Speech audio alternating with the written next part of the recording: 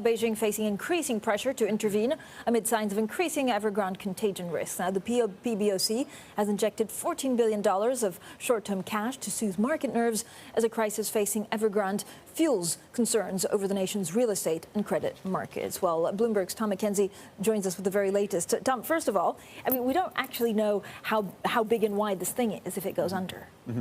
I mean, the liabilities are significant. I mean, we talked about that $300 billion number in terms of liabilities, but you've got more than 1 million homeowners, you've got the supply chains, you've got the rest of the property sector. We talked about the fact that those property stocks were under pressure yesterday. So you have the PBOC today, as you say, coming in with this $14 billion injection into the financial markets, the most, by the way, since February. There is some seasonal effects as well, because you're getting to the point where they're having regulatory checks. Also, the Chinese are going to be going off on holiday soon, so they draw down cash. So there's other factors, but certainly Evergrande is in the mix. And what you're getting now is that analysts and investors are starting to game out potential impacts of this if it becomes an implosion of Evergrande.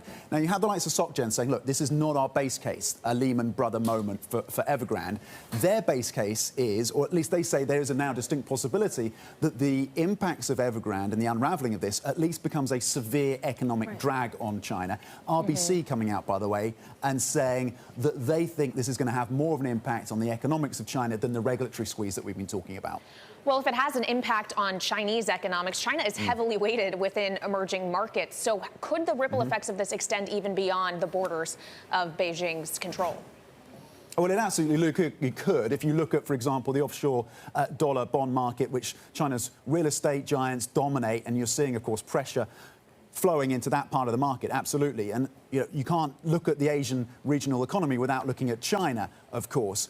But in terms of what the markets are doing, the capital markets, the Shanghai Comp is actually taking this in its stride so far. In fact, it's about 3% off 6-year highs. The yuan is relatively stable as well. So again, investors kind of testing how far the CCP is prepared to go with this.